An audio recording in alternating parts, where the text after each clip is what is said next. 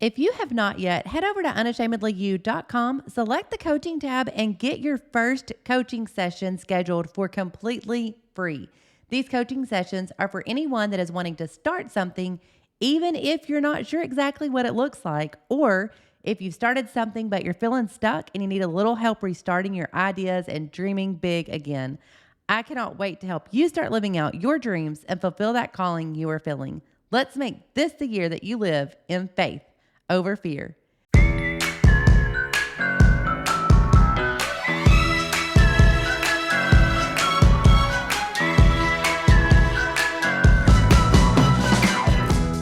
Hello, and welcome to the Unashamedly You podcast, a space to enlighten, encourage, and empower you to go out and unashamedly be who God is calling you to be. I am your host, Jamie Herndon. I pray you hear less of me and more of Him as you listen to today's episode.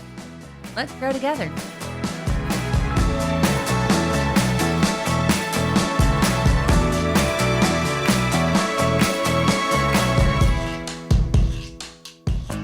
I met the lovely lady that we have on the podcast today last year at the Unashamedly You conference, where her daughter, as many of you in the Unashamedly You community probably know, her daughter Medley, she was a speaker and she's been with us on the podcast twice as well. But whenever I met her mom, I can honestly say she is literally the verse in Proverbs 16:24. Pleasant words are as a honeycomb, sweet to the soul and health to the bones. Every time I talk to her, it is nothing but kind, uplifting, encouraging words. Everyone needs her wisdom and sweetness in their life. So I'm just honored that she would be here with us and join us on the Unashamedly You podcast. Derethia, thank you so much for being on here today to share your heart with us. Just take a moment and introduce yourself. Well, first of all, I would like to say it's my honor to be here with you, Jamie. I also felt the same way about you the first time that we met. And it's a beautiful thing. The family of God is such a beautiful family. So I am a Mississippi girl transplant. I grew up in Mississippi and moved to Gonzales, Louisiana almost 15 years ago. We took the pastorate there. And so prior to that, I met my husband in college, Jackson College of Ministries. We were married in 1987, right after we graduated.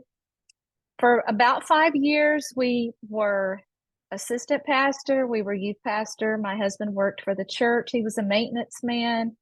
I also, during that time, went to dental assisting school in Jackson and graduated from that program. And I started work. And then about a year later, we found out we were pregnant. And at that time, I thought, it's probably time for me to kind of slow down. I was helping take care of my father, who was very sick at the time, helping my mom. And so after Medley was born, I decided to stay home and take care of her. Shortly thereafter, we decided to evangelize full time. So we went on the road as full-time evangelists and did not settle down until I was pregnant with my second daughter, Layton. At that time, we rented a little house, and for a couple of years, we still traveled out some, but more times than not, I was home and my husband was traveling without me. I became pregnant again with a third daughter, and at that time, we moved to Laurel, Mississippi to assist my brother, who pastors there, been pastoring there for quite a while. And we were assistant pastor for 8.5 years. Then we evangelized another year. And before the end of that year, we became pastors in Gonzales, Louisiana at the Pentecostals of Ascension, and we've been there ever since. Wow. So you've done some moving and Absolutely. and you've had 3 girls. So I was raised with all girls. I had all girl cousins, and my cousins were having girls. And then we got Ezra. And so we were raised nothing but around girls, and then we got Ezra, and we're like, "This is what having a boy is all about." He's broke us in Absolutely. right. So we have a special topic on today. We have dedicated the month of May to moms and all the things and joys, the Bible says count it all joy, that motherhood can bring. So to start off, would you share some of the stories of when you become a mom? Medley being my first child, to me, it was ministry from day one. I seriously took the role of being a mom to my heart. I decided after Medley was about 4, I decided that I probably wanted to homeschool, which I realize homeschooling is not for everybody. I support everybody's decision to do what they feel is best for them. At that time, I felt like homeschooling was the best choice, with the area that we were living in, etc. And shortly afterwards, of course, I became pregnant with my second child, and I did homeschool all of them. They all graduated, they had large graduating classes, right? But in spite of all of the negatives that people say for homeschooling, our girls have done very well in their college careers. And so I have no regrets. We joined a homeschool families wherever we lived. They were able to have fellowship with other homeschoolers as well as church. And so I have no regrets. Obviously, parenting is not easy. My husband, for most of our life, prior to coming to, well, even after we came to Gonzales, he still had to work outside of the home and outside of ministry. And many, many weeks he was gone 2 or 3 nights a week working out of town. And I can say that it was extremely difficult at times, homeschooling, and especially when the children would get sick. There were times that they were all sick at the same time. I can remember a time that I was sick and they were sick at the same time.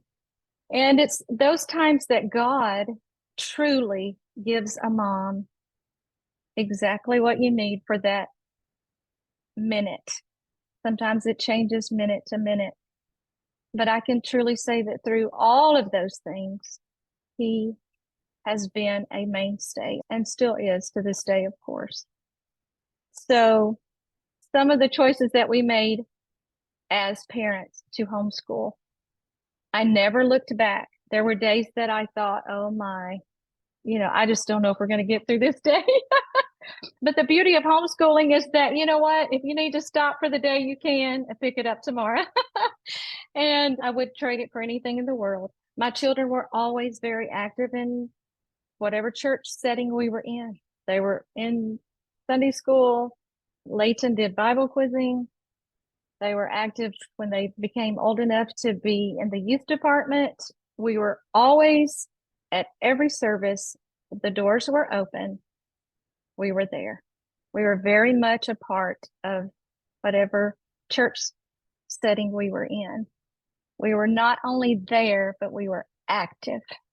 And that is key to having your children. I know they can stray away when they're older and they can make their own decisions, but they learn many, many things at home and more about what you do than what you say to do. They watch. So I have no regrets for any decisions made to homeschool and to make provision for my children to always be at church and be involved.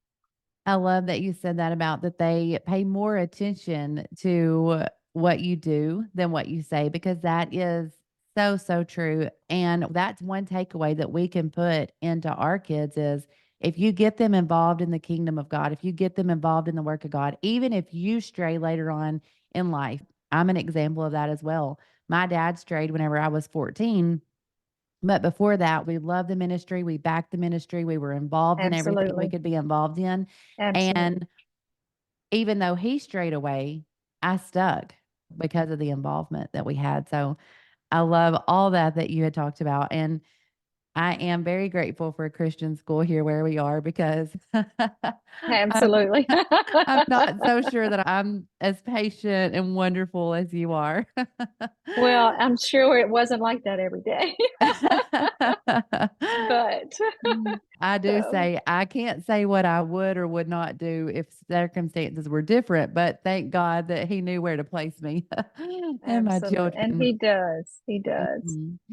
We all know that life is uncertain and you never know what tomorrow holds. We've heard that and we know that. But I know that you, if anyone, has found this to be so true. And can you share some of that with us and some of the things that you have faced as a mom and from the perspective of a mom that you've faced with your children?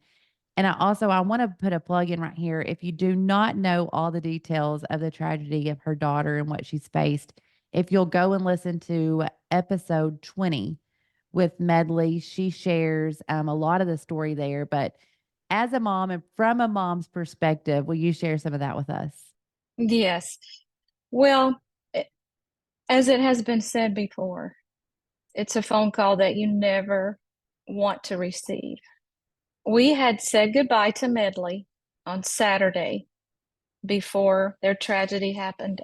We had said goodbye, hugged her neck, kissed her, knew that we'd be seeing her in a couple of days because we were going to go through Shreveport and spend the night with them. And if my memory serves me correctly, it was a Monday evening, and we were visiting friends that pastor in Tulsa, Oklahoma, some dear friends of ours, just having a fun evening. And I received a phone call from Kevin's mom, and she said, Sister Derethia, Medley and Kevin have been involved in a explosion in their home. And she had received a call from the chaplain at the hospital. She said, we're getting ready to head to Shreveport now. They were home in Walker, Louisiana, so they had about as long of a trip as we did. She said, we just need to get there as fast as we can. I really was speechless, obviously, at first. I was trying to wrap my mind around everything that had happened. So, of course, I tell my husband and the pastor and pastor's wife, and we start praying. Then I make some phone calls. I called a couple of my brothers, and I called the pastor's wife there in Shreveport where Medley and Kevin were going to be going to church, and told her the situation. She said, well, we're headed to the hospital now. So we left, packed up our room at our hotel, and as we're leaving the hospital, the doctor calls, identifies himself, and he said, Medley has been burned approximately, at that time, he said 90% of her body has burned. She's in critical condition, and you need to make plans to get here as soon as possible. In my mind, I thought, oh my goodness, I almost didn't know what to say at that moment, but I tried to remain calm. I said, well, we're in Tulsa, Oklahoma. We are headed there now. We will get there as soon as possible. What was normally a 6-hour trip, we made it in 5, but through the night. We were driving through the night. And I can remember feeling like, I think my main concern at that point for her is how much did she hurt, her pain level at that point, and what were her last thoughts? How did it happen? Not knowing any of those things. And so through the night, it would be silent in the car. And then there were times that we were talking, and my mind just always would return to the same thing, as how much pain did she go through? And the fact that I, as her mom, could do nothing. I couldn't do anything except pray. We arrived at the hospital at about 3 in the morning. We were, met by a team of nurses and a doctor that was on call that night. And they tried to prepare me for what she would look like. I knew that she was sedated and on a ventilator. And so I knew that I wouldn't be able to talk to her for a while. But I was not prepared for, what she looked like at that time. She was wrapped literally in gauze, like you would picture a mummy would look like, with little slits for her eyes and a small slit for her mouth. I immediately obviously started crying. I wasn't uncontrollable, but I didn't realize at that time that I would not be able to touch her. I couldn't even lay a hand on her arm. There was nowhere on her body that I could touch her, as a mom would want to do, put a hand on their arm or their forehead or their face and say, it's going to be okay. It would still be several weeks before we could even touch her body anywhere. And I remember vividly the first day that they told us that we could touch her body and even apply a little pressure. To me, that was a golden day, because she could see that we wanted to touch her. At that time, she was awake. She was sedated for about 10 days. All we could do is go into her room at visiting time, sing to her. We read scriptures. We didn't know if she could hear us, didn't know if she could comprehend that we were even there. But we tried to make it as church-like as possible for her, so that if she could hear, then she could hear the promises in scripture. She could hear the promises through singing, and that it would feel like church to her, which is what she had known all of her life to that point. As a mom, I wished many times that I could have traded places with her. At that time, I was in my early 50s. I would have given anything to be where she was, and her standing at my bedside looking at me. But it was not a choice that I could make. It was through those difficult months. We were there in Shreveport for 5 months, 81 days in the ICU. And then once she left the ICU, she was in a step-down unit for a week and then transferred to a specialty hospital where she would do the remainder of our 5 months in Shreveport at the specialty hospital. She also went through an intensive care unit there as well, and then was moved to another room. But it was not until she moved to the specialty hospital that we could even spend the night with her. We just went on our visitation times, and we would have to leave. And I, as a mom, tried to be strong for her, even when I literally wanted to break down and cry in front of her. I would not let myself. I mean, I know she knew, because she knows me. She could tell by looking into my eyes that I wanted to cry, but I would not. I would try to, and it wasn't that I thought it would show that I was weak. More than anything, I wanted to be strong for her. It wasn't that I didn't want her to see that I was hurting, because that would have been unrealistic. She knew that I was. And the days of questions and, Mom, why didn't God just take me home? Why do I have to live like this? And I would just have to say, darling, we don't get to make those decisions. God allowed this to happen for a reason, and we don't know what it is. And yes, I know that someday you will use this for his glory, but we may never understand. But it's about the fact that we have to allow God to do whatever he wants to do through whatever situation life brings our way. I know God didn't cause the explosion. He knew that it was going to happen, though, and he allowed it. And it's those times that you have to trust the things that you don't understand and the things that you cannot fix. All of us, if you're ever going to be used of God, you're going to go through a season of some type of situation that you really can't fix on your own. And it's that time, and through those difficult times, that we have to truly trust God completely. Whether we're living for Him or not, life happens to everybody. And I can assure you that it's much better living for Him and knowing He's by your side through something like that than having to face that on your own. It's total trust in Him. I think that anyone can say they trust God, like you trust God, you have faith in God until it's time to actually trust Him and have faith in Him. And then also, I think about other situations and things whenever that come up. There's financial situations everyone goes through. There's, situations with parents, with siblings, with, just life situations, job. But as a mom, having to trust God with your children is probably the hardest thing to trust God with. I would absolutely agree with you on that because it really comes back to dedicating them to the Lord.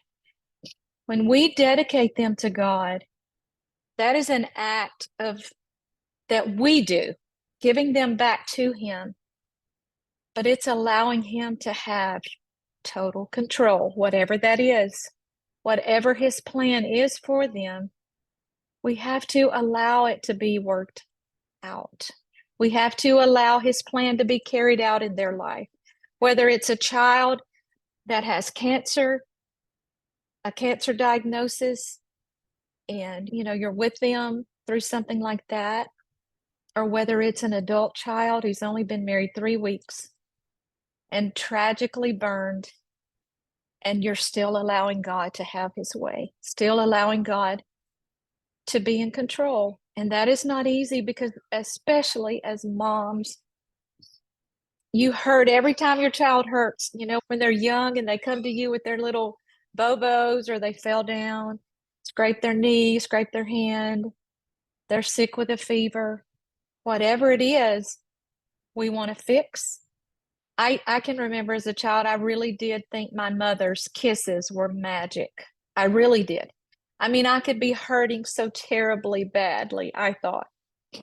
She could kiss it, and it's like in a second, things were better. I really did think her kisses were magic. But when it comes to a situation like this, and Medley had sores all over her body. And I could only stand there and say, I just know everything's going to be okay. There were days that I'm sure I was stronger than, or I appeared to be stronger than I really was on the inside. But at a point like that, you don't have time to build a relationship with God. You need to already have one. And it's not that traumatic times like that will happen to everybody, because it won't. But at those times, you're not in a position to build a relationship. You need to already have one, because literally you are surviving. You're making decisions. The doctor's talking to you every day, more than one time a day, most of the time, telling you, well, we need to take her into surgery for this. I sent a sample of this particular infection off to find out what it is. You don't have time to pray about every teeny tiny decision you might have to make. It's pray at night. It's pray my walk from the back of the hospital to the burn house that we were living in at the time. Those were many times that I prayed. I would think, oh God, you've got to give me wisdom. There were times that my husband was home preaching for the weekend because he's a pastor, and I was there alone or there with one of my other daughters. But I had to be strong for everybody. We were all struggling and suffering. And those times God miraculously came in and supplied every need. There would be people come to the hospital that we didn't even know, bring food to us, give us money, because any long hospital stays are always so costly. And people that I will never meet, that I know called our names in prayer. To this day, we still meet people out and about that tell us, you don't know me, but I know you. And I have been following your story, and I prayed for you. That's the beauty of the family of God, is people that you'll never meet. We're calling your name in prayer. That's why church, a community is so important to getting you through tough times like this. You definitely need the family of God, and you realize how much you need the family of God, like you said, whenever you're in a situation and there's nothing that you can do. I love that you had said, don't start getting your relationship then. It's too late by that time. You've got to It already have is. that commitment made, your mind made up, and know that God's fighting for you, not backtracking, trying to get a relationship with Him. Because so many times Exactly. you see people go through a situation like this and it turns them towards God, but it's like they're fighting all those other things as well. When you have a relationship with God, you watch someone go through something and the peace that comes with it. It's the truth. It's really the truth because you couldn't go to sleep at night if you didn't know that God was going to take care of her, walking away from that hospital at nighttime, knowing that she was there, many times not sleepy. And we laugh now because she knew everything going on in that whole unit. She was an RN, obviously, before this happened. And she knew who was working that night. She knew who was having trouble. She knew who was arguing, who was having trouble with one of their workers. She knew everything going on in that unit and was so alert. She knew, if things maybe weren't done quite as they should have been, as far as anything. Medley knew. But leaving her and walking away, knowing that she may have nightmares from, medications and things that she had to have because of the pain of her situation. But we prayed every night that God would put angels in her room. And I know that He did. I know that He did. And through all of the trauma, there have been nurses from that unit that we're still friends with. We're still in their lives. They're still in our lives.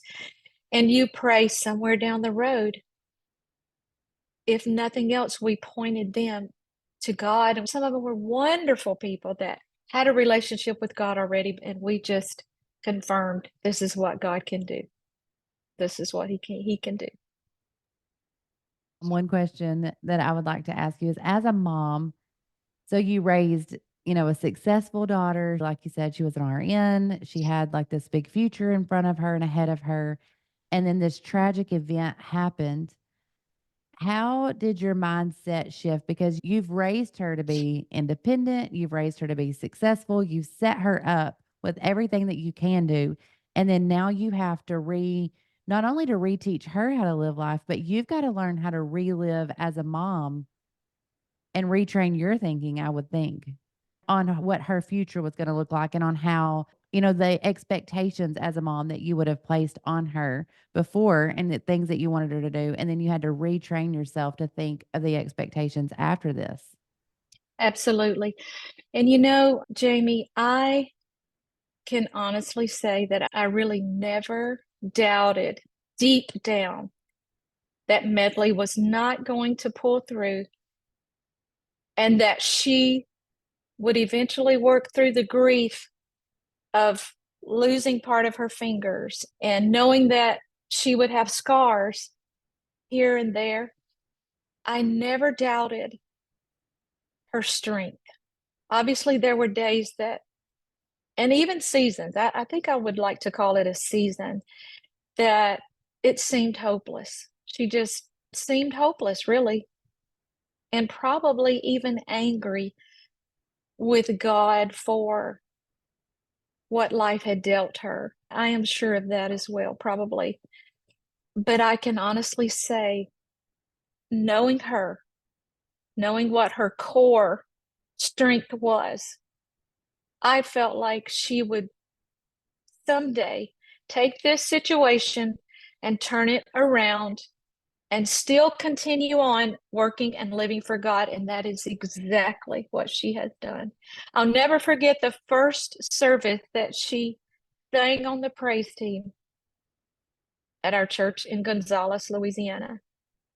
I stood there weeping because here she is raising her little hands to worship God with, only portions of all of her fingers. I'm her mom standing down there thinking, how could I not worship? And I am looking at her. At that time, she still had some sores on her face. You know, her hair was growing out, but obviously at that time it was still short. How can I ever not worship? And I'm standing there looking at her with her little hands in the air, singing with all of her might for God. But I knew that day would come. I'm telling you, I knew deep down that someday we would see that again. And we did. And from that time till now, she's never, ever stopped lifting her voice in worship and many other things that she does now. Sunday school and everything else. She can do it all. It's so So, amazing to watch what God has done. And at the beginning, you had said that, that you knew you would tell her God is going to use this in some way for his glory and you'll be able to tell your story. And that's exactly what's happened. But you, even as a mom during those times, you said you didn't even know if she could hear you, right, still putting that faith in her, putting that into her to know that this is going to be used for God's glory. And she's done that. exactly.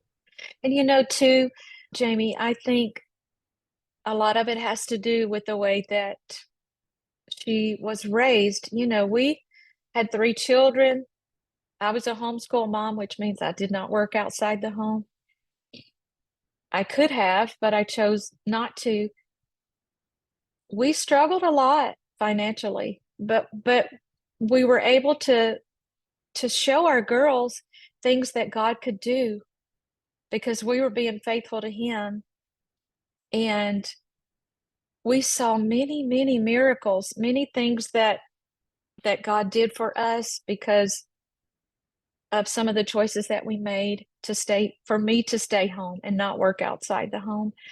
I can remember one thing in particular. My husband fell off of a ladder one day and his ankle was broken. It truly was. Between our house and the doctor's office, we were, struggling to get him out of the car. And to make a long story short, the doctor came in and said, "Yes, your ankle is fractured." And we began to pray. And my brother and his church began to pray. They did an x-ray and the doctor comes back in shaking his head and he said, "I'm telling you it was broken, but this x-ray shows that it isn't." Just things of that nature that we watched God do because my husband had to work. There would have been, I'm not saying that the Lord obviously wouldn't have provided, he would have, but there were just things along the way in her life that lived out, pointing her to the fact that God will take a bad situation and he can make it beautiful in his time and in his own way. He can.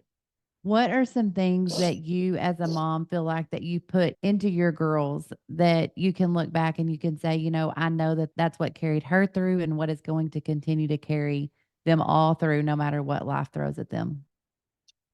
One thing that I would say I feel like has been a big part of them being where they are today. They are all living for God. They all work in our church. They all have positions of different kinds. Is teaching them to always honor and respect leadership. Even if you don't agree with decisions or maybe something you don't understand that we don't do or things that we should do, honoring ministry is always in order, and we don't question the man of God that the Lord has put us under. We obey the things that he feels like our church should do. So honoring the man of God in your life has always been one of the most important things that we've tried to teach our children. I was brought up that way. My husband was not brought up apostolic, but he was taught loyalty, had a precious mother who taught him many things, father as well. But I was taught to always honor the man of God and listen to him because he's going to answer for your soul. That is one thing that we taught our girls, to always honor leadership. Secondly, and I've mentioned this already, is always be at the house of God every time the doors are open. If you're sick and running fever, we'll stay home. But if you've just got a little tummy ache, we'll give you some medicine and we'll pray, and then we're going to head off to church. You can lay down on the pew, if they're little and you don't feel well. But we were taught to always be at church and not just be there, but to participate. So worship, back up the man of God, and be involved in whatever program, whatever's going on, be a part of it. Those two things majorly, I believe, have impacted our children and made them what they are today. There was never a question, are we going to stay home tonight? And many times, because I've mentioned my husband had to work out of town a lot, I would get them all ready, take them all to church. We were there early for prayer. I didn't let them, just sit in church and cause chaos. They can tell you I had a little wooden spoon always in my purse. And thankfully, I didn't have to use it a lot. Just showing it to them did a lot. But they were taught to be quiet. I let them color and, things like that, even as young children. But when they got old enough to listen to the service, they listened. So I think all of those things, making church a priority, honoring the man of God, and of course, having prayer time in our home at nighttime, reading Bible stories, all of those things help to make them what they are today. That is some valuable advice. Thank you so much for sharing that for sure. I know that it's not always easy. Like you said, you were coming by yourself. And, it's not always easy if you're listening to this and you're thinking, you may have to bring your children under certain circumstances alone. When you get to a place and to a point where God has to step in for your child and he has to be Absolutely. the one that's there, you're not going to regret it. Absolutely. I'm sure there was not one time that you regretted that you made the house of God a priority whenever she was laying in that hospital bed. Oh, never, never, ever. And you know what, Sister Jamie, while we were there, I was not able to go to church in the entire 5 months. I can remember about 3 times I went to a church service during that time. I can remember longing to be with my church family, just longing to be at my house, being away from home for so long. Our wonderful church family here in Gonzales planned visits. Church people would visit ever so often.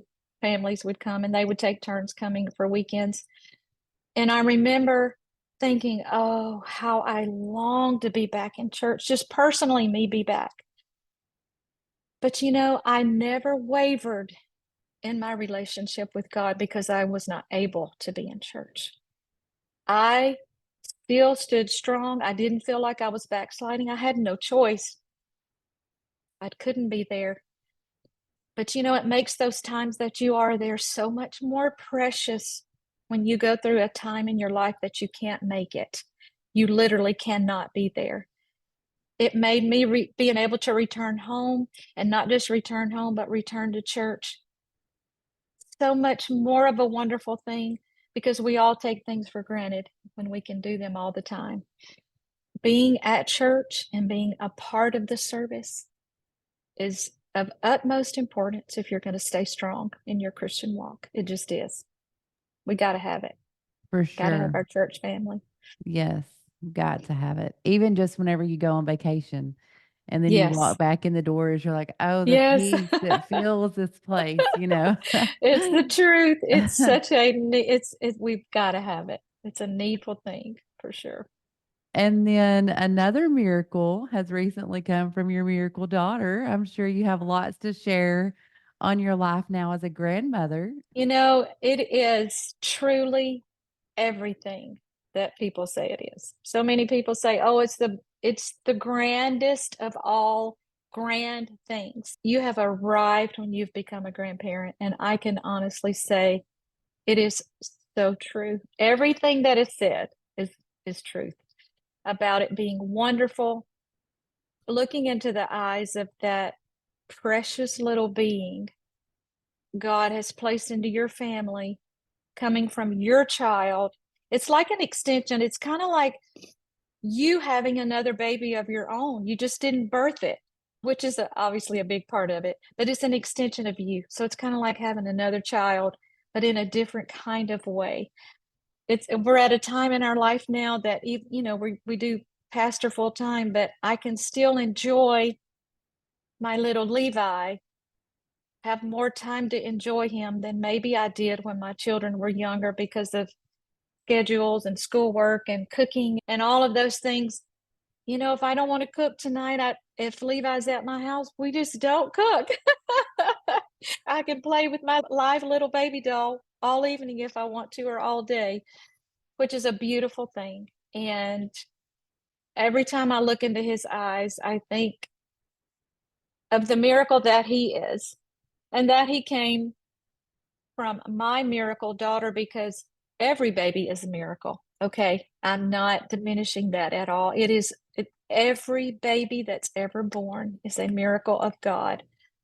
Medley having Levi is a miracle because had circumstances with her body been differently, she wouldn't have been able to have Levi. She would have, either adopted or just never had any children. But because of the way that her body healed, it was healed in a way that she could have a child. So that within itself is miraculous for her. And that was one of her big concerns. That was one of the first things she asked her doctor closer to the time that we were going to be leaving the main hospital and going to the specialty hospital. That was one conversation she had with him. Am I going to be able to have a baby? He said, absolutely, you'll be able to have a baby. And so here we are. And now I want to spend my days pouring into Levi. Just like I poured into my own children, I want to pour into him the times that we have together. He's not living with me, but I do try to see him about every 2 days. If we're not at church or whatever, I try to, come over so I can spend time with him, and I want to pour into him as much as I can. That's my goal. Well, there's no doubt that you are. He is a precious little baby. So cute. I know when she sent me pictures of him, I was like, oh my goodness.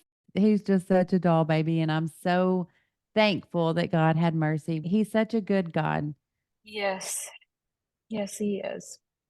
Such a miracle. Well, this has been a high honor to have you on this podcast. There's no doubt that so many people have learned and gleaned from your wisdom today. I know that I have taken away so many things. And we like to always ask on the Unashamedly You podcast, what is one last thing that you would want to leave with us today? If I could leave one thing, it would be living at home, living out your life the way you tell your children to live theirs, the way you teach them. We teach more by what we do, as I said earlier, than what we say. They know if there's a difference. Be at home the kind of woman that you are at church, and the way people view you in your church community. Be the same person at home. Because teaching them that you can be one way at home and be totally different at church sets them up for a failure for sure, because they will never, ever. And it's not that we all don't have bad days. We all have days, that obviously we may make a sharp remark to somebody that we might not do at church. I don't mean little things like that. I'm talking big things. If you will be the same person at home that you are at church, that is one of the greatest gifts that you can give to your children, because they see you real. Because if you're not real, they're going to suspect everybody's not real. They're going to suspect, okay, well, what are they? They act one way at church, but they're different at home. Be who you are at home. Be the very same person that you are at church. That within itself is a testimony that you can be real, and that we are who God wants us to be. Try to be every day of the week. That is definitely a lifelong goal that we all should strive for. Just be who God's asking you to be every day of the week. What an incredible thing to strive for. Thank you so much for being on this podcast today. It was a high honor to have you. I am grateful that you've been on, and I hope that you have a very blessed and wonderful Mother's Day. Thank you. The same to you, Sister Jamie. You have beautiful children, wonderful, wonderful family, and the very same to you. And it was my honor to be here today with you and to share my story. God is so good, and He always puts the right people in our lives. And I'm so thankful for you. God bless you, sweet doll. Thank you for the opportunity.